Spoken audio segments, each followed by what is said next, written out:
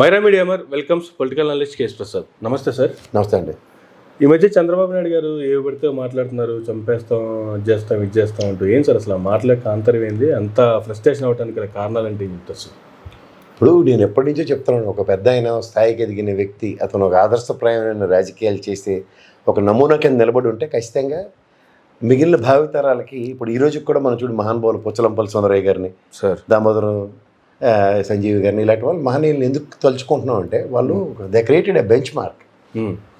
Then they set some precedent for code of conduct in respect to political ఆరిజిన్స్లో. ఇలాంటి వాళ్ళని మనం ఎప్పుడు చిరస్మరణీయంగా పునర్నమనం చేసుకుంటూనే ఉంటాం ఆ గొప్ప వ్యక్తుల గురించి. అలాంటిది ఈయన ఒక 40 సంవత్సరాలు ఒక పైచిలిక ఎమ్మెల్యేగా చేసి, ఓ 14 సంవత్సరాల చీఫ్ మినిస్టర్గా చేసిన ఆయన ఈరోజు ప్రజెంట్ కాంటెంపరీ పొలిటిక్స్ అందరికీ ఒక నిలువెత్తు మనిషిగా ఆయన కనపడగలగాలి.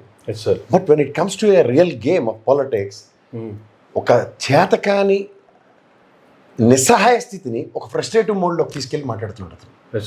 ఇప్పుడు గతంలో నంద్యాల ఎలక్షన్స్లో, బై ఎలక్షన్స్లో జగన్మోహన్ రెడ్డి గారు కూడా నడి రోడ్డు మీద ఉరి తీయాలి, ఇలాంటి తప్పులు చేసిన వాళ్ళని మాట్లాడిన ఉదంతాన్ని కంపారిటివ్గా చేస్తే నీకు చంపేస్తే దిక్కోడు. అంటే అది ఉదాహరణలు చెప్పడం వేరు, ఇట్లా ఇప్పుడు అంటే నేను అంటుంది ఏంటంటే, నీకు అంత ఫ్రస్ట్రేట్ అవ్వాల్సిన సిచ్యువేషన్స్ ఎందుకు వస్తున్నాయి? బికాస్ నువ్వు వెనక్కి తిరిగి చూసుకుంటే ఏమీ లేదు. నీ టోటల్ టెన్యూర్లో వాట్ యూ హ్యావ్ డన్ అన్న దగ్గర ఎక్కడా లేదు. ఇవాళకి కూడా మీరు చూడండి, ఆయన మాట్లాడి సెంటెన్స్ స్టార్ట్ అవగానే హైటెక్ సిటీ నేనే కట్టాను, హైదరాబాద్ నేనే నిర్మించాను, ఈవెన్ వాళ్ళ ఇంట్లో నుంచి వచ్చిన చిన్నపిల్లలు కూడా అదే మాటలు, ఎక్కడికి వెళ్ళినా అవే చెప్తున్నారు. ఏంటిది, వాట్ ఇస్ దిస్ నాన్సెన్స్? 400 ఏళ్ళు లెగసీ కలిగిన కులీ కుతుబ్షా లాంటి మానీలు కట్టిన ఈ హైదరాబాద్లో what not everything we have. And ఇక్కడ సమైక్య రాష్ట్రంలో ముఖ్యమంత్రులు ప్రతి ఒక్కరిది బాధ్యత. ప్రధానంగా ఆ మాటకు వస్తే మీకు నేను ఎన్నోసార్లు చెప్పా, మీ టెన్యూర్లో మీరు 2020 విజన్ అని చెప్పిన తర్వాత మీ యాబ్సెన్స్లోనే అన్నీ జరిగాయి. అండ్ మోర్ ఓవర్ మీరు అనుకున్న దానికి మీరు చేసిన ఓన్లీ హైటెక్ సిటీ కట్టారు, ఐఎస్బీ తీసుకొచ్చారు, మైక్రోసాఫ్ట్ని తీసుకొచ్చారు. ఈ మూడు తర్వాత విప్లవాత్మకమైన మార్పులు గణనీయంగా ఎలా సంతరించుకునే చూడండి. మీరు అన్ని అబద్ధాలే కదా. ఇప్పుడు నారు నేడు స్కూల్ డెవలప్మెంట్స్ ఇవన్నీ ఈ ప్రభుత్వంలో చూస్తున్నాం. సచివాలయం, గ్రామ స్వరాజ్యం ఇలాంటివి మాట్లాడుతున్నారు. ఇప్పుడు మీ ఆయంలో చూసుకుంటే మీరు ఒకటి గమనించట్లేదు, నీరు చెట్టు కార్యక్రమం పెట్టారు, ₹1,00,00,000 తగలబెట్టారు. 10 లక్షలు మాత్రమే పనులే, మిగిలి 90 లక్షలు గ్రామ వాలంటీర్లకే పేరుతో వచ్చిన మీ వాళ్ళు ఎవరంటే జన్మభూమి కమిటీలు నాయకులు జేబులు వేసుకున్నారు. ఎందుకు దీన్ని ఇంత డంకపలాస్గా నేను చెప్పగలుగుతానంటే, బెంగళూరు దేశంలో గ్రీన్ సిటీ కింద అభివర్ణించబడేది. ప్రతిసారి గ్రీన్ సిటీ అవార్డు బెంగళూరుకి వచ్చేది. మీరింత నీరు చెట్టు వేసి తిరగబడిపోతే, నిజంగా మీరు దోపిడీ కనుక చేయకుండా ఉంటే ఇవాళ మన గ్రీన్ సిటీ అవార్డు మన ఆంధ్రప్రదేశ్లో దేనికైనా వచ్చిందా? హైదరాబాద్కి కదా మళ్ళీ వచ్చింది గ్రీన్ సిటీ అవార్డు. అంటే ఉదాహరణకి సంతోష్ లాంటి ఎంపీ చెట్లు వేసేయడం అందరూ ఎటకారం చేసుకునే వాళ్ళం. దాని పర్యవసానం, దాని రిప్రకేషన్స్, కాన్సిక్వెన్సెస్ ఏదైనా చెప్పండి, గ్రీన్ సిటీ కింద హైదరాబాద్ వచ్చింది. మరి ఇంత చేస్తే మీకు ఎందుకు రాలేదు అంటే అబద్ధాలు, నోరిప్పితే అబద్ధాలు. మీ దగ్గర ఉన్న వాళ్ళందరూ దోపిడీదారులే. దోచుకోవడానికే మీరు రాష్ట్రాన్ని పరిపాలించారు. మేము నిజంగా గుడ్డిగా నమ్మేవాడిని, లేదు దార్శనికుడు బ్రహ్మాండంగా పనిచేస్తాడని. But I was thoroughly irritated with it. ఏది చూసినా శూన్యమే. మంచిది ఏంటంటే, ఇప్పుడు ప్రజలకి ప్రతి ఒక్కడికి ఎందుకు కోపం వస్తుందంటే, అరే నువ్వు నీ టెన్యూర్లో ఇవాళ మీరు రాజశేఖర రెడ్డి గారు నిజంగా ఫిజికల్గా లేరా మహానుభావుడు, కానీ ఇవాళ ఆయన గురించి ఫస్ట్ రాగానే బుర్రలోకి వచ్చింది ఉచిత కరెంటు, ఆరోగ్యశ్రీ, ఫీజు రీఎంబర్స్మెంట్, టకా ఇలా బుర్రలోకి వస్తున్నాయి ప్రతి ఒక్కడికి. ఆ మహానుభావుడు పెట్టిన పెన్షన్ నువ్వు ఏం చేసినావురా భయ అంటే ఒక్కటి చెప్పుకోవడానికి లేదు. మీరున్నప్పుడే చెప్పుకోవడానికి, లేకపోతే మీరు లేనప్పుడు చెప్పుకోవడానికి. అరే నేను చెప్తున్నాను, ఉన్నప్పుడు అన్నది ఏదైనా చేస్తే, ఇప్పుడు ప్రతి దగ్గర ఒక విప్లవాత్మకమైన ఒక రంగం అభివృద్ధి చెందుతూ ఉంటుంది. సడన్గా ఆటోమొబైల్ ఇండస్ట్రీ ఫ్లరిష్ చేస్తుంది. మన చిన్నప్పుడు మీకు చూడండి, ఫియట్ కార్, అంబాసిడర్ కారే ఉండేది మన చిన్నప్పుడు. ఆటోమొబైల్ ఇండస్ట్రీ ఫ్లరిష్ అయినప్పుడు మీ ప్రెజెన్స్ ఏది? ప్రపంచం ఐటీతో సెయిల్ అవుతున్నప్పుడు ఇంకొక ఆప్షన్లెస్ సిచ్యువేషన్స్లో, ఇప్పుడు నేను మా నాన్నగారిని ఒక చిన్న ఎగ్జాంపుల్ చెప్తాను. ఆయన ఎల్ఐసీలో పనిచేసేవారు. బీయింగ్ అకౌంట్స్ హెడ్ ఆయన, సడన్గా ఆయనకి ఈ ప్యాకేజీలు దాన్ని ఏమంటారు, ఈ సాఫ్ట్వేర్తో ఆయనకి కంప్యూటర్ పెట్టారు. మనిషి అంత మనిషి ఆయన దగ్గర 54-50 సంవత్సరాలు ఉంటాయి ఆయనకి. అప్పుడు he has without having any second thought, ఆ రోజుల్లో NIT అని ఒకటి ఉండేది, ఆ కంప్యూటర్ ఇన్స్టిట్యూట్లో జాయిన్ అయ్యారండి. జాయిన్ అయ్యి నేర్చుకున్నారు. సో టెక్నాలజీ అడాప్టబిలిటీ అన్నది ఎవరికైనా వయసు దీని లేకుండా ఏం పని చేయాలో దాన్ని కరెక్ట్గా నేర్చుకుని తీరాలి. అంతేగా. ఇవాళ మీరు ఒక దీంట్లో ఉండేవారు, ఏది ఒక హోటల్ ఇండస్ట్రీలో ఉండేవారు. తర్వాత మీరు మీడియాకి వచ్చినప్పుడు జర్నలిజం చదువుకున్నారు, తర్వాత ఏం చేశారు? అడాప్టబిలిటీ అన్ని, ఈవెన్ మీరు కెమెరా కూడా ఆపరేట్ చేసేయగలుగుతారు. Yes sir. ఇవన్నీ ఎలా అంటే అడాప్టబిలిటీ అనేది చాలా సర్వసాధారణమైన ప్రక్రియ మనిషికి. Yes sir. సో ఈయన టెన్యూర్లో ఒక ఐటీ రంగం అన్నది పునాది పడినప్పుడు టేక్ ఆఫ్ స్టార్ట్ అయింది. అంతేగా. బట్ డజంట్ మీన్ దాట్ ఇవాళ ఎవరైనా సరే ఆ రంగం, ఇప్పుడు ఫీజు రీయింబర్స్మెంట్ ఉంది, ఆరోగ్యశ్రీ ఉంది, నెక్స్ట్ వచ్చిన ఏ చీఫ్ మినిస్టర్ని మార్చగలిగాడు? అవును. సరిగా ఐటీ రంగం ఈరోజు చదువుకుంటున్న పిల్లలందరికీ ఆ రోజు రాజశేఖర రెడ్డి గారి ధర్మం అని ఒక ప్రైవేట్ ఇంజనీరింగ్ వ్యవస్థ స్టార్ట్ అయింది. Yes sir. బిక్కుమనే దగ్గర ఆ ఐటీ రంగం అనర్గళంగా పెరగడానికి దోహదపడ్డాయి. అంటే మీకు చైన్ ఆఫ్ కాలేజెస్ కానీ, చైన్ ఆఫ్ సిస్టమ్ కానీ ఒకసారి ప్రభుత్వం అడాప్ట్ చేసుకుంటే దాని సక్సెస్ ఉంటుంది. ఇప్పుడు ఫీజు రీయింబర్స్మెంట్ వరకు ఎంతమంది ఇంజనీరింగ్ చదువుకోగలిగారు? అవును. అదర్వైజ్ చాలామంది మధ్య తరగతి పిల్లలకి ఒక పిల్లల్ని చదివించడానికి తల్లిదండ్రులు ఎంత మానసిక సంఘర్షణకి ఎదుర్కొని వారికి తెలుసు కదా. అవును సార్. సో ఒక ప్రజానాయకుడిగా ప్రజల్లోంచి ఆవిష్కరించబడుతున్న వ్యక్తులను చూడండి అంటున్నాను. అవును. ఇప్పుడు ఇదే చంద్రబాబు నాయుడు పాదయాత్ర చేశారు, రాజశేఖర రెడ్డి గారు పాదయాత్ర చేశారు, జగన్మోహన్ రెడ్డి గారు పాదయాత్ర చేశారు, జగన్మోహన్కి పనికిరాని లోకేష్ కూడా పనికిమాల పాదయాత్ర చేశారు. సస్టైనిటీ చూడమనండి. ఇప్పుడు ఇదే చంద్రబాబు నాయుడు గారి పాదయాత్ర అవుట్కమ్ ఏంద్ర ఇవాళకి చెప్పు. ప్రజల స్థితిగతులు మానసిక సంఘర్షణ ఎదుర్కొంటున్న దాని నుంచి ఒక మానసిక పుత్రిక కింద చంద్రబాబు నాయుడు గారు ఆవిష్కరణ చెప్పమనండి. అవును. ఈ చిన్నపిల్లలు నడిచాడు, రాయలసీమ డిక్లరేషన్ అన్నాడు, ఏది ఎస్ సార్. ఏది అంటే అబద్ధాలు, చేతకాంతనం, మేకపోతు గాంభీర్యాలు ప్రదర్శించడం, ఇవే కదా ఉదాహరణ.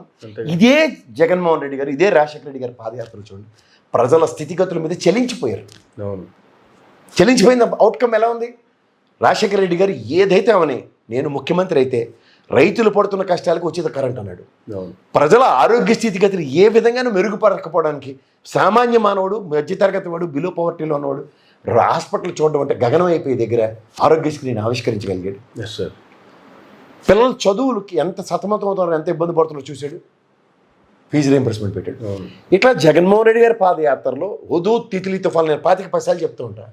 అండ్ ఈ 2 సంవత్సరాల కరోనా పాండమిక్ సిచ్యువేషన్లో ఒక పథకాన్ని ఆయన రచించి ఆవిష్కరిస్తే మానస పుత్రికలు అంటారు. ఈ నవరత్నాలు చూడండి, కరోనా పాండమిక్ సిచ్యువేషన్లో కూడా ఆగలేకపోయింది. అవును. తదనంతర ప్రభుత్వాలు ఎవడొచ్చినా మార్చే దమ్ము ధైర్యం ఉంటుందా? Yes sir. ఎందుకంటే ఇప్పుడు మీరు చూడండి, మహానుభావుడు అంబేద్కర్ గారు రిజర్వేషన్ ప్రక్రియ పెట్టారు అవును. అప్లిఫ్ట్మెంట్ కోసం. అవును. ఇవాళ ఈయన ఆర్థికంగా అప్లిఫ్ట్మెంట్ పెట్టడం వలన సమాజంలో వాడి స్థాయి ఎలా పెరిగిందో చూడండి. ఒక్కొక్కటి బిలో పవర్టీలో ఉండండి, కుల మతాలకు అతీతంగా. అవును. సో ఇట్లాంటివి ఎప్పుడైతే ఒక మనిషి వలన జరుగుతున్నాయి అన్నది ప్రజలు ఖచ్చితంగా గమనించగలుగుతారు సార్. ఉదాహరణకి అది రాజశేఖర రెడ్డి, జగన్మోహన్ రెడ్డి, చంద్రబాబు నాయుడు, లేకపోతే కేవలం ప్రజల జీవితాలతో ఆడుకోవడానికి వచ్చే పవన్ కళ్యాణ్ అండ్ లోకేష్ లాంటి వాళ్ళు రాజకీయాల. ఎందుకంటే వీళ్ళకి ఏం తెలియదు, కానీ తల్లిదండ్రులు లేకపోతే వీళ్ళ లెగసీల వల్ల వీళ్ళు ఏదో ఉద్ధరించి ఊళ్ళు వెళ్తామని నాటకాలు ఆడడానికి వస్తున్న వీళ్ళు సార్. వీళ్ళని ఎందుకు మనం క్షమించాలి? ఇది ప్రజలకు తెలుసుకోగలగాలి. Yes sir. మీకు అర్థమవుతుంది సార్? ఎందుకంటే ఇంత పాదయాత్రలు చేసిన తర్వాత కూడా జీవన ప్రమాణాలు, నేను ఎన్నోసార్లు మీరు మొదట్లో లోకేష్ యాత్ర మీద నేను అడుగుతున్నప్పుడు ప్రతి జిల్లాని ఒక యూనిట్ కింద తీసుకోవాలి, ప్రతి నియోజకవర్గాన్ని యూనిట్. ఇవాళ జరుగుతుంది చూడండి, జగన్మోహన్ రెడ్డి గారు he taken everything as an unit. అవును సార్. నియోజకవర్గ ప్రతి 175 నియోజకవర్గాలలో స్కిల్ డెవలప్మెంట్ సెంటర్స్ పెడుతున్నాడు, ఎడ్యుకేషన్కి అనుసంధానం ఇస్తున్నాడు, దాంతో ఎంప్లాయ్మెంట్ క్రియేషన్స్కి బాట క్రియేట్ చేస్తున్నాడు.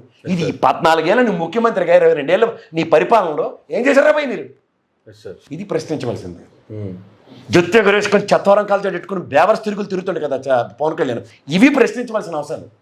14 ఏళ్ళు పార్టీ పెట్టావు కదా, వాళ్ళతో పొత్తులు కాదు, ఇన్నాళ్ళు నువ్వు పరిపాలించి ఇంత చేసిన తర్వాత ఇది అభివృద్ధి అంటే ఇది ఎందుకు నేను ప్రశ్నించలేకపోయినని పశ్చాత్తాపడాలి. అది కాకుండా వీళ్ళ పొత్తు, వీళ్ళు ఎలాగో ఏమీ చేయరు కాబట్టి వీళ్ళకి ఏమీ చేయడం రాదు కాబట్టి వీళ్ళిద్దరూ కలిపి నాటకాలు ఆడడానికి నెక్స్ట్ ప్రభుత్వం కావాలి వీళ్ళకి. ఎవడైనా మీకు నిన్న మేనిఫెస్టో రిలీజ్ చేశాడు, దీని కంటిన్యూషన్ ఇంకా ప్రజలకు అర్థం కాదు. మేనిఫెస్టో రిలీజ్ అయిన తర్వాత మీరు ఒక జర్నలిస్ట్ అండి, నేను కూడా రాజకీయాలు ఎప్పటి నుంచో చూస్తున్నాను. ఫస్ట్ మేనిఫెస్టో ఆ అచరణ సాధ్యం కాని మేనిఫెస్టో అని పడేసే ఉదంతంలో ఎవడైనా ఆ మాట మాట్లాడగలిగాడా? 4,000 అలా అక్కడ కర్ణాటక, తమిళనాడు, తెలంగాణ చూడడం, ఒక 6 బుల్లెట్ పాయింట్లు అని రాశాడు. ఇక్కడ ఏవి ఎగ్జిక్యూట్ అవ్వట్లేదు, సస్తున్నారు కింద మీద పడి. అలాంటిది ఇక్కడ బుల్లెట్ పాయింట్లు పెట్టేస్తే నమ్ముతారా? 4,000 పెన్షన్, 3,000 అంటే 4,000. ఇదే సిటీలు వేలం పాటల. నేను ఎప్పటి నుంచో చెప్తున్నా వేలం పాటలు పాడుకుంటున్నా అని.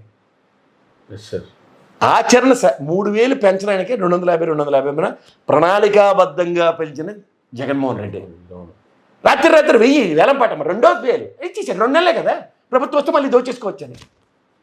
నిరుద్యోగ వృత్తి కూడా అంతే కదా, ఇస్తానని చెప్పి లాస్ట్ 2-3 నెలల గేమ్ కదా, అది అలవాటు పడిపోయిన ప్రాణాలు. ఆ మొనాటమి ఎప్పుడైతే బ్రేక్ అవుతుందో, ఇప్పుడు చూడండి ఈ 3,000 పెంచాడు, దేశంలో ఎక్కడ లేని పెన్షన్ ఇస్తుంది దగ్గర. ఈసారి గుడ్డెది చేల్లో పడినట్టు 250 పెంచట్లేదు. అంటే అతను ఎంత సైద్ధాంతికంగా ఉన్నాడో చూడండి. Yes sir. వీళ్ళు ఇంకో పదం వాడుతూ ఉంటారు, కానీ ఆర్థిక మూలాలు, ఆర్థిక పరిస్థితుల్ని అవగతం చేసుకుని ఎస్ సార్. ఈ 5 ఏళ్ళ టెన్యూర్లో 250, 500 మాత్రమే పెన్షన్ పెంచుతుంది. అవును. తర్వాత వ్యవసాయ రంగానికి చూడండి, ఇప్పుడు దగ్గర 13,500 ఇస్తున్నాడు కేంద్ర ప్రభుత్వం, రాష్ట్ర ప్రభుత్వం. దాన్ని ఇంకొక 2,500 పెంచాడు, 16,000. అవును.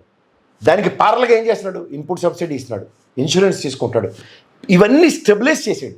Yes sir. 5 సంవత్సరాలు ట్రాన్స్పరెంట్ పాలిటిక్స్ చేసినప్పుడు దాంట్లోంచి వచ్చిన అవుట్కమ్ ఎలా ఉంది? వ్యవసాయ ఉత్పత్తులు దగ్గర 89,614 కోట్లు వ్యవసాయ ఉత్పత్తులు ఉన్నాయి మనకి. Yes sir. గత ప్రభుత్వం కన్నా 30,000 కోట్లు అధికంగా సంపాదించుకున్న వ్యవసాయ ఉత్పత్తులతో దాన్ని సస్టైన్ చేయడానికి అలా మెయింటైన్ చేశాడు అనుకోండి 10 ఏళ్ళ పాటు. దానికి అది అంతే. నెక్స్ట్ ఇంకోటి ఏం చేశాడు, మూడోది అమ్మ ఒడి. గతంలో 15,000 ఇస్తానన్న దగ్గర 2,000 రూపాయలు తిరిగి ప్రభుత్వానికి దాని మెయింటెనెన్స్లకి వాటికి తీసుకుంటుంది దగ్గర స్ట్రాటజికల్గా 15,000 కన్స్టెంట్ చేస్తూ ఇంకో 2,000 ఎక్స్ట్రా చేసి అది మళ్ళీ ప్రభుత్వ ఖజానాకు వచ్చేలాగే ప్లాన్ చేసుకున్నాడు. సో ఓవరాల్గా అతను సిస్టమ్ని మెయింటైన్ చేయడానికి, ఇప్పుడు మీరు ఉద్యోగం చేస్తారు అనుకోండి సార్, 5 సంవత్సరానికి ఒకసారి ఇంక్రిమెంట్ వస్తే సంతోషిస్తారు తప్ప, జీతం మారాలి ప్రభుత్వం, నేను ఉద్యోగం మారాలంటే 30% హైక్ ఇంకో దగ్గర వెళ్తాడు. కానీ జాయిన్ అయిన అంటున్నాడు ఓన్లీ 30% హైకే ఇస్తానని చెప్పాడు అనుకోండి, చంద్రబాబు నాయుడు అదే పని చేస్తాడు. మీకు అర్థమవుతుందా? పైపచ్చు ఇవాళ మీరు ఒకటి గమనించట్లేదు, 25,000 రూపాయల లోపునున్న అంగన్వాడీ వర్కర్లు కానీ, మున్సిపల్ కార్మికులు కానీ, లేదంటే సచివాలయంలో చేస్తున్న ఆన్ రోల్స్లో లేని ఎంప్లాయీస్, వీళ్ళందరినీ కూడా అతను పరిరక్షించుకుంటూ ఈ నవరత్నాల పథకాలకి లబ్ధిదారుల కింద క్రియేట్ చేయడంలో తనతో పాటు 99% సక్సెస్ చూసిన దగ్గర అతని విజన్ చూడండి, ఎవరెవరికి ఫలాలు అందలేదో వాళ్ళందరినీ ప్లాన్ చేసుకుంటాడు. Yes sir. తర్వాత ఇప్పుడు జగనన్న కాలనీలని 22 లక్షల ఇళ్ళు దగ్గర నిర్మాణంలో ఉన్నాయి, 31 లక్షలు. నెక్స్ట్ 5 years టర్మ్లో దగ్గర ఇంకొక 4-5 లక్షల సెంటున్నర భూములు ఇస్తూ ఈ అప్లిఫ్ట్మెంట్లో ఒక జగనన్న కాలనీలో చూడండి, కులం, మతం, రాజకీయం ఏమీ లేకుండా అందరూ సూర్యోద్భవ వాతావరణంలో ఒక దగ్గర ఉంటున్నారు. ఇదే కదా మహానుభావుడు కన్న కళ్ళు. అంతేగా సమాజ నిర్మాణం అంటే కుల మతాలకు అతీతంగా గతంలో మాలపల్లి, గొల్లపల్లి, నెక్స్ట్ ఇలా దూరంగా అంటరాని వ్యవస్థని క్రియేట్ చేసిన దగ్గర దాన్ని నిర్మూలించడానికి మనలోనే అన్న కాన్సెప్ట్ ఎప్పుడైతే డెవలప్ అవుతుందో ఇదే కదండి గ్రామ స్వరాజ్యాలు, కన్నగళ్ళు, మహానుభావులు రాసిన రాజ్యాంగానికి వీటిలన్నిటికీ అర్థం పరమార్థం చేస్తున్నాడు. అంతే. ఇది ఈ విధంగా ఎప్పుడైనా జరిగిందా? ఒక జిల్లాకి పెట్టాడు అంబేద్కర్ గారి పేరు మహానుభావుడిది, వీళ్ళు ఒక పల్లెలకు పెట్టుకుని, ఒక గ్రామంలో ఊరు చివరి వాడకు పెట్టుకునే దగ్గర ఆ స్థాయిలు పెంచుతూ కళ్ళ ముందు ఓ నిలువెత్తు విగ్రహం పెట్టి చూపించాడు. దానికి కూడా గొడవలు మళ్ళీ చేతకాక. ఎందుకంటే వీళ్ళు ఎప్పుడైనా సరే పెట్టుబడిదారీ వ్యవస్థ అన్న దాన్ని జస్టిఫై చేసుకుంటున్న దగ్గర ఆ మొనాటం ఎప్పుడైతే జగన్మోహన్ రెడ్డి బ్రేక్ చేస్తూ, నేను యుద్ధం చేస్తుంది ఒక పెట్టుబడిదారిగా పెట్టుబడిదారీ వ్యవస్థతో, ఎందుకంటే నాతో పాటు సమాజంలో అందరూ రావాలన్న కాన్సెప్ట్లో వెళ్తున్నాడు కాబట్టి ఇది వాళ్ళకి అవగతం కావట్లేదు, డైజెస్ట్ కాదు, అందుకనే ఫ్రస్ట్రేషన్ వస్తుంది. ఇదేంటిది అమరావతి ల్యాండ్లో అల్లాలని ఆ సుప్రీంకోర్టులో లాయర్లని అలాంటి పెద్ద పెట్టుబడులతో నేను కురిపించేస్తే ఇదేంది ఇలాగ అందరినీ తీసుకొచ్చి అక్కడే పెడతాడు అంటాడు, ఇదేంది నేనన్నా ఇలా పెద్ద ఆకాశ హార్మోనియాలు కట్టేసి మనం నోరేళ్ళు పెట్టి చూసి ఇలా చేద్దాం అనుకుంటే ఇదేంటిది ఆకాశ హార్మోనియాలు బట్టు ఒక 30,000 ఇల్లు 20,000 ఇల్లు ఒకే దగ్గర సమూహంలాగా. ఇప్పుడు చూడండి, మన చిన్నప్పుడు మా నాన్నగారికి అమ్మగారికి అలాంటి వాళ్ళకి స్టేట్ గవర్నమెంట్, సెంట్రల్ గవర్నమెంట్ ఉద్యోగులకి ఎంఐజీలు, ఎల్ఐజీలు ఉండేవాళ్ళు, చిరకాల స్వప్నం. వాళ్ళు అవి చూడండి, వాళ్ళు మళ్ళీ ఎంఐజీ, ఎల్ఐజీ వ్యవస్థను పునరుద్ధరిస్తున్నాడు. అంటే ఈయన ప్రైమరీ కాన్సెప్ట్ ఏంటంటే తండ్రి ఆశయం ఎలాంటిది, కూడు లేనివాడికి అన్నం పెట్టు, నీడ లేనివాడికి ఇల్లు, ఇదే కదా ఆయన చేస్తుంది. ఇప్పుడు ఎప్పుడైతే ఒక ఆశయం అన్నది ఎంత గొప్పదో జస్టిఫై చేయబడుతుంది అనుకోండి సంకల్పంతో, ఇప్పుడు వీళ్ళకి ఏంటంటే ఆశ, నాకు అధికారం వస్తే ఆశ దోచుకోవాలి అన్న కాన్సెప్ట్ వీళ్ళకి ఉన్నప్పుడు ఆశకి, ఆశయానికి, నక్కకి నాకలోకం కొన్నంత తేడా ఉంటుంది. అందుకని ఆశయం చాలా గొప్పది ఉంటుంది, ఆశయం ఉన్నవాడికి వెనకాల సంకల్పం ఉంటుంది. ఆ సంకల్పం అన్నది ఒక దైవాజ్ఞ. అందుకే చూడండి జగన్మోహన్ రెడ్డి గారి 50% పైన దేవుడు ఉన్నాడు, నేను దేవుడిని నమ్ముతాను చెప్తాను. సో దానివల్ల జరుగుతున్న పరిణామాలు చూడండి. అవును, when is falling in all will fall in line అన్నప్పుడు ఆ ట్రాక్ క్రియేట్ అయితే అతను వెళ్ళడం ఎంత సులువు అవుతుంది. బాట క్రియేట్ చేసుకుని వెళ్ళిపోతున్నాడు అతను ఆ బాట. వీళ్ళు అడవుల్లో చెట్లు కొట్టుకొని, తుప్పలు కొట్టుకొని వీళ్ళకి కావాల్సిన బాట వేసుకోవడానికి విశ్వ ప్రయత్నం చేస్తారు.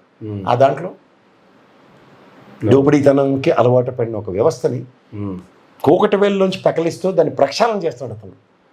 గమనించుకోండి, ఎందుకంటే లంచం లంచం లంచం అని మాట్లాడేదేరా నిర్మూలనకి పెద్ద బాట వేసేసేది. అవును. ఆర్ట్స్ని పిక్ చేయడం 2 నిమిషాలు పని అవుతుంది. Yes sir. ప్రజలకి ఏది అవసరం అది చేసేవాడే ప్రజానాయకుడు. ప్రజలకు ఏది అవసరం కాకుండా ఈడి అవసరాలు తీర్చుకోవడానికి వచ్చేవాడు ప్రజానాయకుడు ఎలా అవుతాడు? అవును. నాకు పేరు ప్రఖ్యాతలు రావాలని చెప్పి పనికిమాలిన పనులు అన్నీ చేసుకుని తిరిగేవాడు నాయకుడే. అంతే కదా. పెద్ద హైటెక్ సిటీ బిల్డింగ్ కడితే నాకు పేరు వస్తుంది. మన కరోనా టైంలో ఏమైంది, ఎవడమట్టుగాడు ఇంట్లో హార్మోనియం పెట్టుకుని పని చేసాడు. హైటెక్ సిటీ బిల్డింగ్ ఏమైంది, వెలవలిపోయింది లేదా? అంతే కదా సార్. అది ప్రజా ప్రయోజనమా? కాదనలే. ఒక టెన్యూర్లో ఒకటి ఏది అవసరం. 20 సంవత్సరాల క్రితం హైటెక్ సిటీ అవసరం, 20 సంవత్సరాల తర్వాత హైటెక్ సిటీ దీనికి. అంతే కదా. ఆ లాజిక్ కూడా ఇప్పటికీ లేకుండా హైటెక్ సిటీ కట్టాను. ఓ పక్క చూస్తేనేమో నేను చూడని పదవులా, నాకు అవసరం లేని పదవులా, నేను అనుభవించాల్సిన పదవులా, ఆల్రెడీ 14 ఏళ్ళు సీఎంగా చేసి వచ్చాను, ఇంకా నాకు సీఎం పదవి అవసరమా అని ఒక పక్క మాట్లాడతారు. ఇంకో పక్కేమో ఇలా ఫ్రస్ట్రేషన్తో ఏవి పడితే మాట్లాడుతున్నారు. ఇప్పుడు సీఎం పదవి అవసరం అంటే నీకు అధికార దాహం, అధికార దర్పం, డబ్బులు దోచుకోవడం ఇలాంటి వాటికి ఎప్పుడైతే నువ్వు అలవాటు పడ్డావో నీకు ఇది కావాల్సి వస్తుంది, నీకు అధికారం అన్నది. కానీ నిజంగా ప్రజా సేవ కావాలంటే ఏం చేయాలో చెప్పగలిగావు అనుకో, ఖచ్చితంగా దానికి అనుగుణంగా రచించబడతాయి ఏ కార్యక్రమమైనా.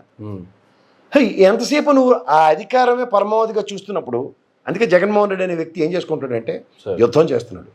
దేంతో యుద్ధం చేస్తున్నాడు? తనతో తాను యుద్ధం చేసుకుంటున్నాడు. ఇది వీళ్ళకి అర్థమవుతుందా? ఓకే, అర్థమవుతుంది సార్. ఎందుకు అర్థమవుతుందంటే మీకు మళ్ళీ చెప్తున్నా ఒక విషయం. 3 కాన్సెప్ట్స్ ఉంటాయి. నేను ఎప్పటి నుంచో చెప్తూ ఉంటాను, 45 నియోజకవర్గాల్లో చంద్రబాబు నాయుడు జీవితంలో గెల్ల తెలుగుదేశం పార్టీ. 18 నియోజకవర్గాల్లో 3 టర్ములు బట్టి తెలుగుదేశం ప్రెసెన్స్ లేదు, అది ఎప్పుడు గెల్లలేదు అక్కడ. 45-18 ఎంత దగ్గర 63 స్థానాలు. ప్లస్ వైఎస్ఆర్సీపీ మోనార్క్గా పోరాటం చేస్తూ గ్యారంటీగా గెలిచే స్థానాలు కొన్ని ఉన్నాయి, అవి దగ్గర 50. ఇవన్నీ కలుపుకుంటే దగ్గర 110 స్థానాలు జేబులో పెట్టుకుని యుద్ధం చేస్తున్న జగన్మోహన్ రెడ్డి. నేను ఎన్నోసార్లు చెప్పాను. తర్వాత జరిగిన పరిణామాల్లో వీళ్ళిద్దరూ చంద్రబాబు నాయుడు అనే వ్యక్తికి ఒరిజినల్గా తెలుగుదేశం పార్టీ 26% ఓటు బ్యాంక్తో ఎలక్షన్కి రెడీ అయ్యారు. గ్యారంటీగా ఓడిపోతారన్న భయం ఆవర్తించిన తర్వాత ఆ పిరికితనంతో పవన్ కళ్యాణ్ గోకడం స్టార్ట్ చేశారు. ఎప్పుడైతే పవన్ కళ్యాణ్ అండ్ చంద్రబాబు నాయుడు పార్టీలు 2 కలిసాయో, కాపు కమ్మ సామాజిక వర్గాలు 2 కలవడం అనేది ఉభయ గోదావరి జిల్లాలో ఇంపాసిబుల్ టు నెక్స్ట్. పైపించి బీసీ సామాజిక వర్గం అనేది ఖచ్చితంగా కాపు సామాజిక వర్గంతో అలైన్ కాంది. ఆ శెట్టి బలిజ వీళ్ళందరూ. సో వీళ్ళతో ఏమైందంటే ఆ ప్రమాదం, వీళ్ళు ఎప్పుడైతే కలిశారో జగన్మోహన్ రెడ్డికి 130 నుంచి 135 హైవే అయ్యాడు. ఇది 2వ స్టేజ్. 3వ స్టేజ్ ఏమైందంటే ఎప్పుడైతే ఆయన బస్సు యాత్ర స్టార్ట్ చేశాడు, కృష్ణదేవరాయలు అట్టుడు ఎలా బొగ్గుమన్నాడు చూశారు కదా. అవును సార్. ఎందుకు చెప్తున్నానంటే సామాజిక సాధికారత బస్సు యాత్ర తదనంతర పరిణామాల్లో ఆయన బస్సు యాత్ర చేశాడు. ఈ అవుట్కమ్ ఎక్కడికి లీడ్ అయింది సార్? 150 నుంచి 160కి లీడ్ అయింది. ఇది ఎందుకు నేను చెప్తున్నానంటే, మీరు నరసరావుపేట నియోజకవర్గంలో ఇప్పుడు లావు కృష్ణదేవరాయలు గారు నిలబడ్డారు. ఆయనకి పోటీగా ఎవరు? రోసయ్య, కిలార్ రోసయ్య, అనిల్ కుమార్ యాదవ్. గుంటూరు ఇది 2 పక్కన చూసుకుంటే మీరు నరసరావుపేట అయితే అసలు అంతా ఓసీబీసీకే ఇచ్చుకున్నాడు. ఇతను ఒక్కడే స్ట్రాటజికల్గా బీసీ కాపుని గ్యాంబుల్ చేసాడు పార్లమెంట్ సెగ్మెంట్స్కి. అక్కడ ఏమవుతుందంటే ఎప్పుడైతే ఒక ట్రాక్ బీసీ అన్నదానికి ఎప్పుడైతే పెద్దపీట వైఎస్ఆర్సీపీ వేసిన దగ్గర వీళ్ళ గేమ్ ఓవర్. మూడోది ఏంటంటే కృష్ణదేవరాయలు అటుడికి ఫ్రస్ట్రేషన్ ఎక్కడ వస్తుందంటే, ఈ లోకేష్ ఆల్రెడీ పాదయాత్ర ధర్మం అని టికెట్లు అమ్మేసుకున్నాడు బాగా డబ్బులు, అందరి దగ్గర పిసికిసి డబ్బులు తీసుకుని వచ్చి కుంభం పెట్టాడు. వాళ్ళ వరకు టికెట్లు లేవు, వాళ్ళు మంట ఎక్కించేస్తున్నారు. ఈ పుల్లారావు నియోజకవర్గం ఉంది కదా, ఆ నియోజకవర్గం భాష్యం ప్రవీణ్ గారికి అమ్మేశారు మనోడు. అమ్మేసిన తర్వాత అక్కడ ఏమైంది? పొరపచ్చులు వచ్చాయి. డబ్బులు ఎవరు ఇవ్వాలి? ఈ పార్లమెంట్ సెగ్మెంట్లు అందరూ 150-200 కోట్లు ఎత్తేసారు వీళ్ళు టికెట్లు, తండ్రి కొడుకులు ఇద్దరు డబ్బులు పిసికేసి. మళ్ళీ వాళ్ళు తిరిగి నియోజకవర్గంలో ఒక్కొక్క ఎమ్మెల్యేకి 20 కోట్లైనా ఇవ్వాలి కదా అగ్రిగేట్ని. ఆమె ఇంకా పుల్లారావు 20 కోట్లు అడిగాడు. దానికి మా అప్రమేధమైన లోకేష్ ఏడు చెప్పాడు, సార్ బీఫామ్ కావాలో డబ్బులు కావాలో కనుక్కోని. ఇదంతా కృష్ణదేవరాయలు అంతా లోకేష్ బ్యాచ్ కదా, వేసేసారు గోళీలు కంప్లైంట్లు. ఎక్కడ మనోడికి ఫీజులు కొట్టేశారు. బీఫామ్ కావాలా, టికెట్ కావాలా, డబ్బులు కావాలా తేల్చుకో. ఇలాంటి గ్యాంబ్లింగ్లు నడుస్తున్నాయి అక్కడ. దీనికి తోడు ఈ ప్రశాంత్ కిషోర్ గారిని తీసుకొచ్చారు కదా, ఆడు బెదిరింపులు, ఆడు బెదిరించేస్తుంది. అంటే ఎంత ఎడ్డి మోలోకాలు ఉన్నారో తెలుగుదేశం చూడండి. ఉర్రను మమ్మల్ని బెదిరించడానికి నియోజకవర్గంలో తిరగబడితే ఇలా బతుకులు ఎక్కడ ఉంటాయి? ఆడవడ తప్పిలాగాన్ని తీసుకొచ్చి ఇక్కడ నెత్తిమీ పెట్టుకుంటే ఆడొచ్చి ఈయన బెదిరిస్తున్నాడట. ఇది వీళ్ళ దౌర్భాగ్యం. వీళ్ళు దీనికి ఎలక్షన్స్కి వెళ్తున్నారు అని చేత వాళ్ళ భగవంతుడే కాపాడాలి. కానీ గత 2-3 రోజులుగా చూసుకుంటే జగన్ వస్తే జనం ఆస్తులు తాకట్టు పెడతాడు, మన రిజిస్ట్రేషన్ డాక్యుమెంట్లు కూడా కబ్జా చేస్తారంటూ చంద్రబాబు, పవన్ కళ్యాణ్ 3 రోజులుగా సీరియస్గా ప్రచారం చేస్తూ ఉన్నారు సార్. ఏది చేసుకొని వస్తారో చావమనండి. ఎందుకంటే వాళ్ళ వల్ల ఏమీ వరకదని ప్రజలకు బ్రహ్మాండంగా తెలుసు. ఇప్పుడు జీవితాంతో అబద్ధాలు చెప్పుకుని 5 ఏళ్ళు బట్టి కాలక్షేపం చేస్తున్నారు. ఆ అబద్ధాలు ఎక్స్పైర్ అయిపోయి ప్రూవ్ అయిపోయి విత్ సబ్స్టాన్షియల్ ఎవిడెన్సెస్తో వీళ్ళు చెప్పినవన్నీ అబద్ధాలు. జాబ్ క్యాలెండరు, జాబులే రిక్రూట్ చేయలేదని చెప్పింది. రియల్ 160 1,65,000 ఉద్యోగాలు వేశారని చెప్పారు సచివాలయ వ్యవస్థ. అలాంటివన్నీ రెడ్ హ్యాండ్గా దొరికిపోయిన తర్వాత హూకిల్డ్ బాబాయ్ అనగానే కోర్టు దడేలు అనిపించింది, నోరు మూసుకొని ఉండండి అని. అంచేత వీళ్ళ దగ్గర ఇంకేమున్నాయి, ఉన్న ఆయుధాలని అమ్ములు పొదులు ఉన్న ఆయుధాలన్నీ ఎండిపోయాయి. అప్పుడు కొత్త ఆయుధం ఏది? అంచేది ఈ దిక్కుమాల అబద్ధాలు స్టార్ట్ చేశారు. మంచిది ప్రజలకు బాగా తెలుసు, రే చాలా బాబు కట్టి పెట్టి పక్కెళ్ళి ఆడుకోండి, ఆ లోకేష్ ఆల్రెడీ పక్కన ఆడుకుంటాడు కదా, మీరు పోయి ఆడుకోండి అని చెప్తున్నారు. వీళ్ళకి అర్థం కాదు కదా, జుత్తు ఎగరేసుకుని ఎగిరిపోతుంటాడు, పెట్ట ఆడిపోతుండేవాడు. ఇప్పుడు దానికి తోడు ఖాందాన్ అంత ఉప్మా డబ్బాలు కట్టి తీసుకొచ్చాడు పెట్టాపురం అంతటికి. ఇవాళ రామ్ చరణ్ గారు కూడా వెళ్తున్నాడు. మంచి బాబు ఉన్నోళ్ళు మంచి బాబు అంటే రామ్ చరణ్ బాబే. మిగిలిన అందరూ ఇవన్నీ పరాణ బొక్కుల్లాగా, ఎందుకంటే ఆయన ఆ స్థాయి ఆస్కార్ స్థాయికి తీసుకెళ్ళాడు కాబట్టి చిరంజీవి గారి లెగసీని గ్యారెంటీగా మెయింటైన్ చేస్తాడని ఒప్పుకోవచ్చు అన్ని. ఈ మిగిలిన వాళ్ళందరూ చెట్టు కింద పిందిలేవన్నీ చెట్టు పేరు చెప్పుకుని కాయలు అమ్ముకుని బ్యాచ్. ఒరిజినల్గా వాడికి పొటెన్షియల్ లేదు. ఆ మిగిలిన బ్యాచ్ అంతా నాగబాబు గారు వారసత్వమే. మళ్ళీ అల్లు అర్జున్ గారిని ఇందులో మాత్రం కలపకండి, ఎందుకంటే ఆయన వేరు, అలా బాలకృష్ణ చెప్పినట్టు ఆ కథ వేరు. అది పక్క తీసి మిగిలినవన్నీ తొట్టిగాంగ్ బ్యాచ్. వీటితో మంత్రాలకు సంతకాలు రావు. ఇది ప్రజారాజ్యం పెట్టినప్పుడు కూడా పాపం ఈ ఉప్మా డబ్బాలు కట్టుకుని కాందానంతా వచ్చారు. దీనివల్ల ఏముండదు. అందులో నిలకడలేని చిరంజీవి గారిని అయితే అక్కడ ప్రజలు ఖచ్చితంగా నమ్మరు. ఎందుకు నమ్మరు అంటే ఆల్రెడీ ప్రజారాజ్యం పార్టీతోనే కొంగుజలు తిన్నారు వాళ్ళు. తదనంతరం ఇప్పుడు కాంగ్రెస్లో ఉంటే కూడా ఇటుపక్క గేమ్ ఆడుతున్నప్పుడు అది క్రిస్టల్ క్లియర్గా అర్థమవుతుంది వీళ్ళకి నిలకడ లేదు అన్నది. ఓవరాల్గా ఎట్ లీడ్ అవుతుంది అన్నది 2 రోజుల్లో తేటతెల్లం అవుతుంది. సార్ అయితే 1వ తేదీ మళ్ళీ రాబోతుంది, పెన్షన్ సొమ్మును బ్యాంకుల్లో వేస్తామని ఈసీ చెబుతుంది, వాలంటీర్లు వద్దని చెప్పింది వాళ్ళే, ఇప్పుడు ఇంటింటికి పెన్షన్ అంటుంది టీడీపీ. ఈ విషయంపై సిఎస్ జవహర్ రెడ్డిని ఎందుకు టార్గెట్ చేస్తున్నారంటే ఏం చెప్తారు సార్? ఇది ఇప్పుడు ఏంటంటే రేపు కోర్టు పరంగా దాన్ని ఎస్టాబ్లిష్ చేసి చీఫ్ సెక్రటరీని మార్చడానికి ఇది ఒక వంక అన్నమాట. Okay, election court chief secretary మార్చి డిస్కషన్ ఉంటుంది కదా, ఒక్కడిని మార్చడానికి చచ్చిపోతాను వీళ్ళు.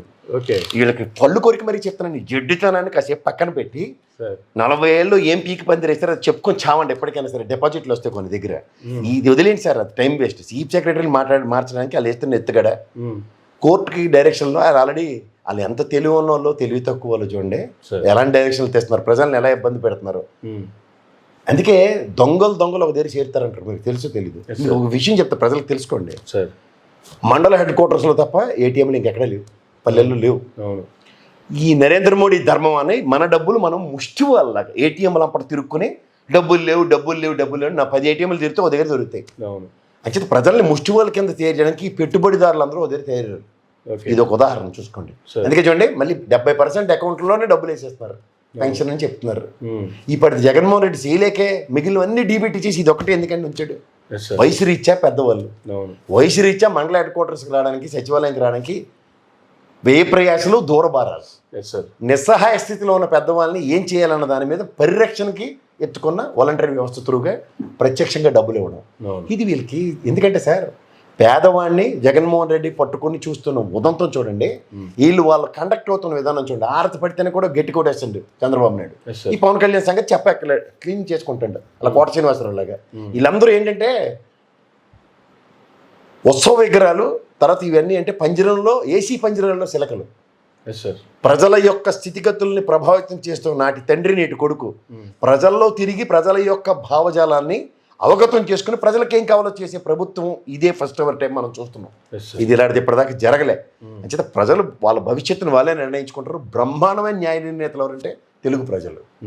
వాళ్ళకి పెట్టుబడిదారులు కావాలిగా, వీళ్ళు పెట్టుబడి దోచుకునే విధానానికి ఏదో చూడండి కుక్కకు బిస్కెట్లు వేసినట్టు చిన్న వేసేసి తాయిలాల కింద ఇన్నాళ్ళు దోపిడీకి గురైన వ్యవస్థ అణగారి ఉన్న దగ్గర అణగారిన వ్యవస్థని పరిరక్షించిన ఈ 5 సంవత్సరాల్లో సామాన్య మానవుడు బిలో పవర్టీలో ఉన్నాడు, జేబులో 10 రూపాయలతో కలకలలాడుతున్నది రాష్ట్రం. మళ్ళీ ఒక దిక్కుచోచని నిస్సహాయ స్థితికి మనం నెట్టివేయబడడానికి కొన్ని ప్రభుత్వ మార్పులు మనం కోరుకుంటే మనకి మనం ద్రోహం చేసుకునే వాళ్ళు అవుతాం. ఓకే, శాశ్వత ప్రయోజనాలు శాశ్వత పరిష్కారాలు ఇస్తున్న ఈ ప్రభుత్వం చూడండి, నీటి ఎద్దడిని ఎదుర్కొంటున్న విధానం చూడండి. ఒక్కసారి వర్షాలు పడితే మనం శాశ్వత ప్రయోజనాలు ఎలా కల్పించబడ్డాయో 13 జిల్లాలకి మీకు నేను చెప్తాను మళ్ళీ సాధారణంగా. సార్ ఇప్పుడున్న ఉద్దానం పరిస్థితుల్ని గతంలో డయాలసిస్ సెంటర్లు మాత్రమే నామకావస్థగా టెంపరీగా పెట్టిన ప్రభుత్వం వెసెస్ ఇవాళ శాశ్వత పరిష్కారం ఇచ్చింది. ఎస్ సార్ 700 కోట్లు వెచ్చించి ఆ పరిసర ప్రాంతాల్లో గ్రామాలకు సురక్షిత రక్షిత వాటర్ ఇస్తుంది. అవును అలాగే ప్రకాశంలో వెలుగొండ ప్రాజెక్ట్ సక్సెస్ అయితే 3 జిల్లాలు నెల్లూరు ప్రకాశం అప్ టు కడప దాకా అవును వాటర్కి ప్రాబ్లమే ఉండదు. అవును కానీ నిజంగా ఇవాళ చాలా ఇబ్బంది పడుతున్నాం. కానీ ఒక శాశ్వత ప్రయోజనం పట్ల దార్శనికుడిగా ముందుకెళ్తున్న జగన్మోహన్ రెడ్డిని గమనించండి. దార్శనికుడిగా చెప్పుకొని తిరుగుతున్న చంద్రబాబు నాయుడు వెసెస్ ప్రజలకి ఏం కావాలో అది మాత్రమే చేస్తూ పోలవరం కట్టలేక కాదండి, పోలవరం కడితే కూడా దాన్ని ఆర్ఆర్ ప్యాకేజ్ ఇవ్వాలని నిస్సహాయతను ప్రజలకు వచ్చి వాళ్ళకే చెప్పుకోండి జగన్మోహన్ రెడ్డి. అవును సో ఇవన్నీ గమనించి ప్రజలకు ఏం చేయాలో అది మాత్రమే చేస్తున్నాడు. ఉమ్. చేత ఇలాంటి ప్రభుత్వం కావాలా వద్దో ప్రజలు నా ఫైనల్గా సార్ వైసీపీ 2024 మేనిఫెస్టో ఎలా ఉంది, జగన్ ప్రజెంటేషన్ మీద మీ విశ్లేషణ ఏంటంటే ఏం చెప్తారు సార్? ఇప్పుడు జగన్ గారి ప్రజెంటేషన్ అన్న దానికి నేను 2 విషయాలు ప్రజలకు చెప్తానండి. ఉమ్. రాడు రాడు రాడు బయట తిరగడం ఏడిసిన దానికి ఉమ్. ఒక ఉప్పెనలా ప్రజలు వచ్చిన ఉదంతం మనం కల్లారా చూసాం జగన్మోహన్ రెడ్డి గారు బయటకు వస్తే. ఎస్ సార్ రెండోది ఈ మేనిఫెస్టో అన్నది ఎంత క్లియర్గా ఉన్నాడంటే ఉమ్. దేశం పంచవర్ష ప్రణాళికలతోనే పురోగతి సంతరించుకుంది. అలాగే ప్రజల యొక్క పరిరక్షణ కోసం ఒక 5 సంవత్సరాలు ఒక ప్రణాళికాబద్ధంగా ఉన్న రాష్ట్రాన్ని ఇంకొక 5 సంవత్సరాలు ఇదే ప్రణాళికను కంటిన్యూ చేయడానికి ప్లాన్ చేసుకుంటున్నాడు అతను. Yes, sir. ఎందుకంటే నిలకడగా నిలబడి నీళ్లు తాగితే ఉమ్. వచ్చే ఆనందం అండ్ రెండోది ఏంటంటే దాని ప్రయోజనం బ్రహ్మాండంగా ఉంటుంది. ఎస్ సార్ పరిగెట్టి పాలు తాగితే ఏమీ సాధించలేకపోయాం. ఉమ్. ఆంధ్రప్రదేశ్ రాష్ట్రం ఇవాళ మీరు తలసరి ఆదాయంలో కానీ 2,19,000 అవును అండ్ జీవన ప్రమాణాలు పెరిగిన విధానంలో జిఎస్డిపి నెంబర్ 1 ర్యాంక్లో మనం ఎలా ఉన్నాం చూడండి. ఎస్ సార్ తర్వాత ఈజ్ ఆఫ్ డూయింగ్ బిజినెస్కి నెంబర్ 1లో ఎలా ఉన్నాం. ఎందుకు అంటే ఒక ప్రణాళికాబద్ధంగా రాష్ట్రాన్ని నడిపిస్తున్నప్పుడే ఇవి జరుగుతాయి.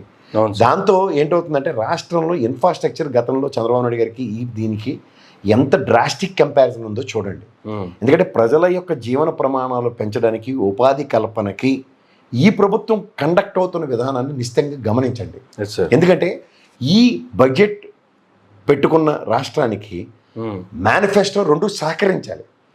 బడ్జెట్కి అనుగుణంగా మేనిఫెస్టో రచించుకున్న మొగాడు ఎవడంటే ఈ రోజు దాకా ఆంధ్రప్రదేశ్ హిస్టరీలో జగన్మోహన్ రెడ్డి ఒకటి. Yes, sir. ఎందుకంటే తను చెప్పింది ప్రజలకి అందాలి అన్న దాంట్లో 99% సక్సెస్ చూశాడు. ఉమ్. ఇప్పుడు ఎవరైనా చెప్పింది అంటే లిక్కర్ షాపులు అన్న దగ్గర మీరు గమనించండి, స్థానికంగా మీరు ఉన్న వాళ్ళందరికీ మీకే తెలుస్తుంది. ఎస్ సార్ వాళ్ళు ప్రభుత్వం తరఫున నడపబడుతుంది కాబట్టి 11 గంటలకి కట్టేసి వెళ్ళిపోతుంది షాపు. అవును కావాల్సిన మందు దొరకట్లే. అవును దీన్ని ఒక విధంగా నియంత్రిస్తున్నాడు. అలా భరతాన్ని నేను సినిమాలో చూడండి, ట్రాఫిక్ ఛానల్ ఎక్కువైపోయిన అపోజిషన్ పార్టీ ఎడిస్తాడు, ఏం చెప్పాడు? ఎస్ సార్ ప్రాణం ఉంటే చాడు ఎలా బతుకుతాడు. అదే లాజిక్ని వాడుతున్నాడు అతను. ఉమ్. ఇప్పుడు నేను తాగుతాను, మీరు తాగరు సార్, నాకు కష్టం నాకని మీకెందుకు కష్టం? అంతే కదా తాగని వాళ్ళకి ఎందుకు బాధ? ఎవడైతే తాగుతున్నాడో వాడు పెనాల్టీ క్లాస్తో కడుతున్నాడు, వాడిని చూసుకోమంటున్నా. సో అది ప్రభుత్వం ఒక డిఫరెంట్ యార్డ్ స్టిక్ తీసుకుని దాని ప్రకారం వెళ్తుంది. ఉమ్. ఇది గమనించి మనకి ఏంటి కావాలో అది చూసుకోండి. ఇప్పుడు నిజంగా సచివాలయం అన్నది వైజాగ్ తరలిస్తాడా లేదా ఎక్కడ తరలిస్తాడా, that is not our business. Yes. ఎందుకు కాదు అంటే పని సౌలభ్యం. ఇప్పుడు ఉత్తరాంధ్ర వెనుకబాటుతనం నేను మీరు పుట్టక మునుపు నుంచి మా వంగపాండు గారు, మహానుభావుడు శ్రీశ్రీ గారు ఎప్పటి నుంచో రచనల మీద రచనలు రాసి చెప్తూనే ఉన్నారు. అవును సార్ కానీ ఆ వెనుకబాటుతనాన్ని నిర్మూలించడానికి ఒక ప్రభుత్వం ఏం చేస్తుంది అన్న దగ్గర అతని ఆధ్వర్యంలో అతని పర్యవేక్షణలో వెనుకబాటుతనం ఉన్నదాన్ని రూపుమాపడానికి ఒక ప్రయత్నం చేస్తున్నాడు. అవును గతంలో చూడండి, నేను తాడేపల్లి భవనంలో ఇల్లు కట్టుకుంటాను, నేను అక్కడి నుంచి పరిపాలిస్తాను. 5 ఏళ్ళు అదే చేసి చూపించాడు కదా ఆయన. ఎస్ సార్ అవకాశం తీసుకునేవాడి అతన్ని. ఎందుకంటే అవకాశం తీసుకున్నవాడు సద్వినియోగపరుస్తున్నాడు, దుర్వినియోగపరుస్తున్నాడు మాకు 5 సంవత్సరాలు బట్టి మనం చూస్తున్నాం. అవును చెప్పి చేస్తున్నాడు. ఎస్ సార్ ఇప్పుడు గతంలో బెదరగొట్టారు అందరూ, మేనిఫెస్టోలో పెట్టగలవా 3 రాజధానులు, ఇక్కడ ఉంటాను అక్కడ ఉంటాను. ఆయన మొగాళ్ళే చెప్పాడు నా ప్రమాణ స్వీకారం విశాఖపట్నంలో, అవును నా పరిపాలన ఎక్కడి నుంచి జరుగుతుందని. అవును దట్స్ ఇట్. మేనిఫెస్టోలో కూడా అదే చెప్పారు మళ్ళీ. సో అంచేత అతను ఏం చెప్తున్నాడో అది చేసి చూపిస్తున్నాడు. ఉమ్. ఏం చేయబోతున్నాడో మనం తెలుసుకొని ఒక్కసారి కళ్ళు మూసుకొని ప్రశాంతంగా ఆలోచిస్తే ఉమ్. సచివాలయం హైదరాబాదులో ఉన్న దగ్గర శ్రీకాకుళంలో వాడికి ఎంత ఇబ్బంది ఉందో, శ్రీకాకుళంలో ఉన్న గ్రామాల అన్నిటికీ సచివాలయ వ్యవస్థను 2,200 మంది ప్రజలకు కట్టిన తర్వాత వాడికి నిజంగా సచివాలయంతో ఏం పని ఉందో ఆ పనులు అక్కడ జరుగుతున్నప్పుడు ఇంక దేనికి ఆలోచిస్తున్నారు మీరు చెప్పండి. అంతేగా అలా ప్రతి విషయంలోనూ అతను ఒక ప్రక్షాళించి ప్రజలకు ఏం కావాలో అవి చేస్తున్నప్పుడు ఉమ్. మిగిలినవి ఆయనకంటూ కొన్ని డిస్క్రిప్షన్స్ ఉంటాయి. ఉన్నట్టు నేను కేసీఆర్ గారు ఇక్కడ కూర్చుని ఫామ్ హౌస్లో కూర్చుని పరిపాలించి సెక్రటరియట్ కూలగొడితే కూడా మనందరం మూసుకొని కూర్చున్నాం కదా. ఎస్ సార్ అవును ఏం చేస్తాడో చూడండి. ఈ సచివాలయం కట్టినంత మాత్రం ఎవరు కొత్త రిక్రూట్మెంట్ ఏం లేదు, ఇక్కడి నుంచి అడబోయే పనులు చేయడమే కదా వాళ్ళు. అంతేగా. అంతే. ఇందులో ఎంతమంది మిగులుతారో నెక్స్ట్ ఇయర్కి? కొత్త రిక్రూట్మెంట్లు ఏం జరగట్లేదు కదా. Yes sir. అంతే. కానీ గతంలో జరిగిన అభివృద్ధికి సంబంధించి కావచ్చు, జగన్మోహన్ రెడ్డి గారి పాలనలో 5 సంవత్సరాలు జరిగిన అభివృద్ధికి సంబంధించి కావచ్చు, ఆయన డిస్ప్లే వేసి కూడా చాలా పవర్ పాయింట్ ప్రజెంటేషన్ కూడా చాలా ఎక్సలెంట్గా చేసినట్టు అనిపించింది. ఆబ్వియస్గా బయటకు వచ్చి ప్రెస్ మీట్ పెట్టంటే 2 గంటల పాటు నీకు దొండారం బాబు ఇన్ని చెప్తే మా వల్ల కాదు, ఒకేసారి దండం పెట్టే పరిస్థితి తీసుకొచ్చాడు. రిలేటెడ్ ప్రతిసారి ఎగేసుకొని పొగేసుకొని మాట్లాడడం అలవాటు అయిపోయి పొగేసుకోకుండా ఎగేసి పని చేసినాడు ధైర్యంగా ఇది నేను చేశానని చెప్తున్నాడు. ఎవరికి? ప్రజలకు చెప్తున్నాడు. అవును. కింద స్లోగన్ కూడా ఉంది చూడండి, జగన్ అనే మా భరోసా. అవును సార్. అవును. ఎవరికి? మేనిఫెస్టోలోనే వాళ్ళ కార్యకర్తలకి వాళ్ళ క్యాడర్కి నేనే జగనే భరోసా అన్నప్పుడు ప్రజలకు ఆల్రెడీ భరోసా ఇచ్చాడు. ఆ ధైర్యంతోనే కింద భరోసా అని రాయగలిగాడు. అవును. ఓకే. 5 ఏళ్ళు చేసాడండి ట్రాక్ రికార్డ్ 99%. అవి చేయడానికి నాకు మళ్ళీ ఇంకో అవకాశం ఇవ్వండి అంటున్నాడు. అవే చేయబోతున్నాడు. Yes sir. 99% సక్సెస్ చేసిన ఆ మేనిఫెస్టోని మళ్ళీ నేను 99 మార్కులు కదా ఈసారి 100కి 100 తెచ్చుకోవడానికి ప్రయత్నిస్తానని అవకాశం అడుగుతున్నాడు. ఇవాళ వద్ద ప్రజలైన ఆయన నిర్ణేత. కానీ చాలామంది రుణమాఫీని ఎక్స్పెక్ట్ చేశారు. కానీ రుణమాఫీ కంటే మించిన రైతులకి వరాలు ఇచ్చినట్టుగా కూడా వ్యవసాయ రంగానికి వచ్చేటప్పటికి చాలా చెప్పారు. చేస్తుంది ఏంది, జరుగుతుంది ఏంది అనేది కూడా. ఇప్పుడు 2000 కూడా రుణమాఫీ అవసరం ఉంటుంది. ఇప్పుడు 2014 నుంచి 2024 దాకా రాష్ట్రం 10 సంవత్సరాల్లో 2014లో అన్నీ ఉన్నప్పుడు చంద్రబాబు నాయుడు నిజంగా చెప్పి కూడా చేయలేనప్పుడు ఈ 5 సంవత్సరాల టెన్యూర్లో జగన్మోహన్ రెడ్డి గారికి 2 సంవత్సరాల కరోనా పాండమిక్ సిచ్యువేషన్ ఉన్నప్పుడు ఎస్ సార్ ఏ విధంగా రుణమాఫీ చేయగలడానికి ఆర్థిక సౌలభ్యం ఉందో ప్రజలు ఆలోచించుకోవాలి. ఎందుకంటే ఇప్పుడు మీకు ఒకటి చెప్తా, అన్నీ ఉండే చెప్పి చేయని వాడు చంద్రబాబు నాయుడు, ఏమీ లేకపోయినా అన్నీ చేసినవాడు జగన్మోహన్ రెడ్డి. ఇతని మీద ఎక్స్పెక్టేషన్స్ పెంచుకుని ఇతను చెప్తే ఏదైనా చేస్తాడని ప్రజలు రైతు రుణమాఫీ అడుగుతున్నారు. మీకు ఒక చిన్న విషయం ప్రజలకు కూడా చెప్పాలి, ఎందుకంటే మీరు గమనించలేదు, నవరత్నాల పథకాల కన్నా ఇంకా ఎక్కువ చేశాడు జగన్మోహన్ రెడ్డి. సార్ ఆరోగ్యశ్రీ గురించి ఆయన చెప్పాడు 2.5 లక్షలని 25 లక్షలు చేస్తానని. అలా ఆయన జేబులో కనుక డబ్బులుంటే, రాష్ట్ర ఖజానాకి డబ్బులు వస్తే గమ్మునుండే మంచి కాదు ఆయన. గ్యారంటీగా ప్రజలకు తిరిగి ఇచ్చే రెసిప్రోకేటివ్ యాటిట్యూడ్తో ఉన్న వ్యక్తి మన ముఖ్యమంత్రి కాబోతున్నాడు. అలాంటి వ్యక్తి మనం ఆయనకి ఆర్థిక సౌలభ్యం కల్పిస్తే రైతు రుణమాఫీ ఇంకంతకన్నా ఎక్కువే చేస్తాడు.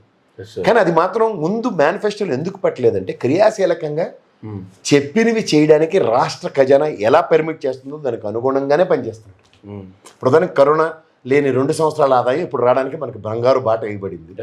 ఇప్పుడు సచివాలయ వ్యవస్థ ఉంది, దాన్ని మళ్ళీ ఇంకోసారి కట్టవలసిన అవసరం లేదు కాబట్టి దాని డబ్బులు ఉన్నాయి. దాన్ని బట్టు ఇప్పుడు పోలీస్ డిపార్ట్మెంట్కి కానీ ఎంప్లాయీస్కి కానీ సమ్ ఇన్సెంటివ్స్ కానీ వాళ్ళకి ఇవ్వాల్సినవి కొన్ని ఆగి ఉన్నాయి. అవన్నీ ఇవ్వడానికి ఇప్పుడు ఆయనకి జేబు పెర్మిట్ ఇచ్చింది అనుకోండి, ఫస్ట్ ఇవన్నీ క్లియర్ అయిపోయాయి అనుకోండి ఎంప్లాయీస్కి, వాళ్ళకి తర్వాత మిగిలింది ఏముంది?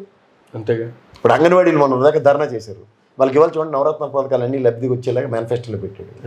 వాళ్ళకి కూడా ఆరోగ్యశ్రీ వర్తింపజేసేలా చేశాడు.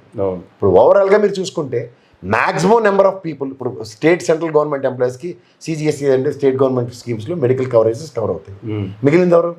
ప్రైవేట్ సెక్టర్ వాళ్ళకి ఈఎస్ఐ త్రూగా వాళ్ళకి కవర్ అవుతాయి, మ్యానుఫ్యాక్చరింగ్ వాళ్ళకి కవర్ అవుతాయి. కొన్ని కంపెనీస్లో ఇన్సూరెన్స్ పాలసీలు ఉంటాయి. లేని వాళ్ళలో 25,000 రూపాయలు తక్కువ ఉన్న జీతగాళ్ళందరినీ తీసుకొచ్చి ఆరోగ్యశ్రీ అన్నింటిలోనే పెట్టాడు. ఇంకా మిగిలిన ఎవరు ఉంటారు? కామన్ పీపులే కదా. వాళ్ళని ఒకసారి ఐడెంటిఫై చేయడానికి ఒక వినూత్న ఆవిష్కరణ చేసాడు అనుకోండి ఆరోగ్యశ్రీ లాగా. It's a matter of fact. అంతే కదా. ఇప్పుడు ఉదాహరణకి తెలంగాణలో ఉచిత బస్సు ఉంది. అవును. మా ఇంట్లో ఆడవాళ్ళు, మీ ఇంట్లో ఆడవాళ్ళు ఎక్కడ రూల్ ఏం లేదు కదా, వాళ్ళు కూడా ఎక్కొచ్చు ఫ్రీగాని. సో అలాంటప్పుడు అది ఫ్రీ బీ కింద కన్సిడర్ చేస్తారేమో నా అపోహ వెసెస్ ఎగ్జిక్యూషన్లో ఇట్స్ గాట్ ఎ కన్సిడరేషన్ ఉంది, అది ఈజీ. బట్ ఇది ఒక్కసారి ఆలోచించి కొడితే అంతే కదా. చేసేది చెప్పి చేయడం అన్నది చాలా ఇంపార్టెంట్. ఇప్పుడు చేస్తున్నవన్నీ చేస్తున్నాను కాబట్టి కొత్తవి చేస్తాడని నమ్మకం పెంచుకోండి. అంతేగాని గొంతెమ్మ కోరికల్లాగా రైతు రుణమాఫీ అన్నది రాష్ట్రానికి పెనుభారం కాబోతుంది. ఆ పెనుభారం సబ్జెక్టులు ఏవి జగన్మోహన్ రెడ్డి గారు ఎత్తుకోరు. కానీ ఆర్థిక సౌలభ్యం కనుక జరిగితే మాత్రం ఖచ్చితంగా డెసిషన్ తీసుకుంటాడు. ఓకే, ఇది నాకున్న అవగాహన. Sir thank you sir, thank you very much అండి. ఇదండి ఈనాటి ఇంటర్వ్యూ. మరొక ఇంటర్వ్యూలో మళ్ళీ కలుద్దాం. చూస్తూనే ఉండండి మేరా మీడియా.